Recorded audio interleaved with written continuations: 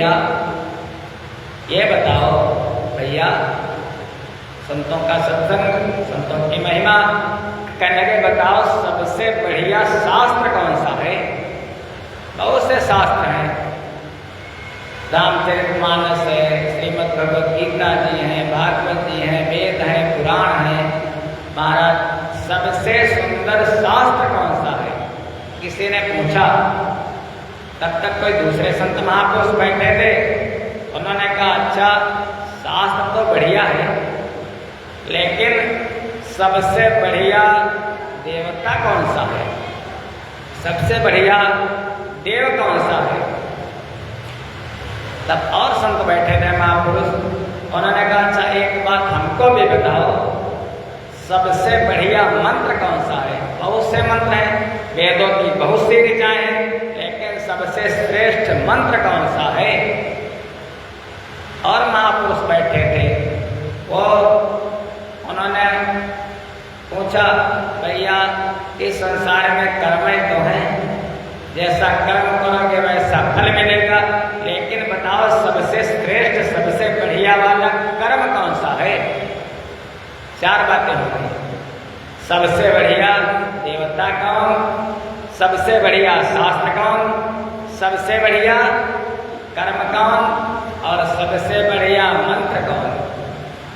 वहीं पर महाराज परम श्रद्धेय स्वामी वल्लभाचार्य जी महाराज बैठे हुए थे।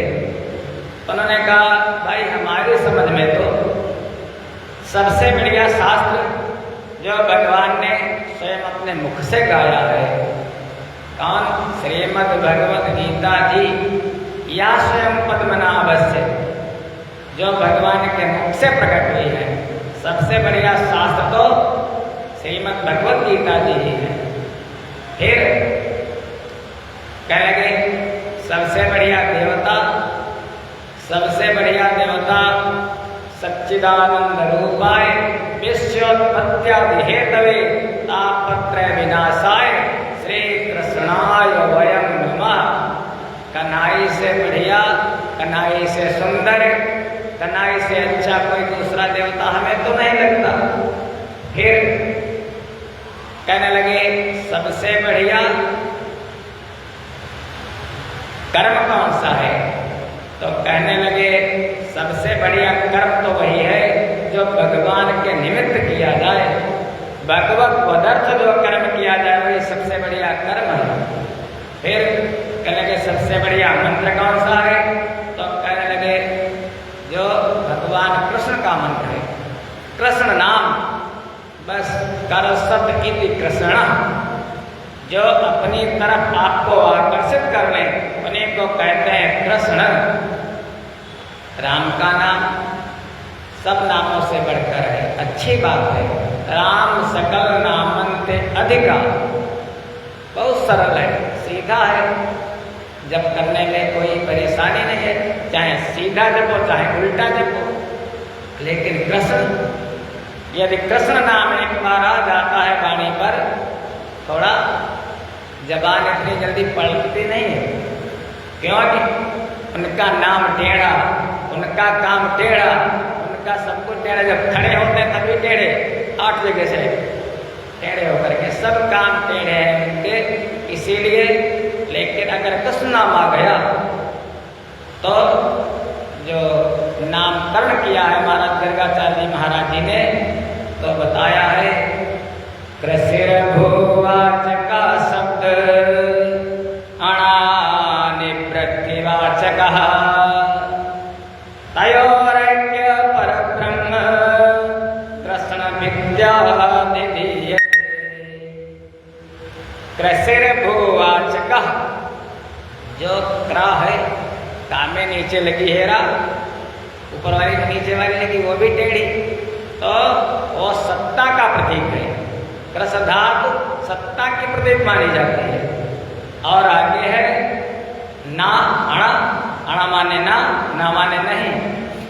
तो जो उन भगवान का नाम ले लेता है, ये सारा संसार, उनकी सारी सत्ता, उससे वो अनानिवृत्तिवाचक, वो निवृत्त हो जाता है सारे संसार से। तर जाता है। कन्हैया का नाम यही तो कहा था महाराज गर्ग जी ने, बहुत से नाम हैं इनके। कृष्ण है, कन्हैया है, मनमोहन है, बहुत से नाम हैं। कहा था कि इनके सब नाम बताने में शारदा स्वयं सकुचाई है, पर सबसे सीधा सरल नाम मनमोहन कृष्ण कन्हैया है, जो आपके मन को आकर्षित कर ले, देखते देखते आपका मन उससे लग जाए, वही है कृष्ण महाराज। चार बातें वल्लभाचार्य जी ने बताई, एक पत्र पर लिखी गई और भगवान जगन्नाथ स्वामी जी के मंदिर के अंदर रख दी गई। प्रातः काल जब पट खोला गया, पुजारी जी ने पट खोला तो एक श्लोक लिखा था जो भगवान जगन्नाथ जी ने स्वयं लिखा था। श्रीमद् भगवद गीता जी के ध्यान में जो है, एको शास्त्रम देवकी पुत्र गीतम, एको देवो देवकी पुत्र एव, एको मंत्रस्तस्य नामानि यानि, कर्माप्येकं तस्य देवस्य सेवा। एको गीतम देवकी पुत्र, एको शास्त्रम देवकी पुत्र गीतम, जो शास्त्र है वो जो भगवान देवकी नंदन ने गाया है वो श्रीमद् भगवद गीता जी। एको देवम देवकी पुत्र एव कृष्णम वंदे जगत गुरु, एक देवता वही कन्हैया, और एको मंत्र, मंत्र हुए भगवान कृष्ण का नाम होने का मंत्र, और कर्म जो कन्हैया की सेवा करता है, बस इससे बढ़कर के कुछ नहीं है। कर सकते कि कृष्ण अपने जीवन का भार, अपनी नैया उन्हीं के हवाले कर दो, उन्हीं को समर्पित कर दो, जैसे महाराज अर्जुन ने किया है। बस अपना सारथी, अपना मालिक, अपना स्वामी कहते हैं उनको महाराज सत्संग से जानो, भक्ति से प्रेम से पहचानो,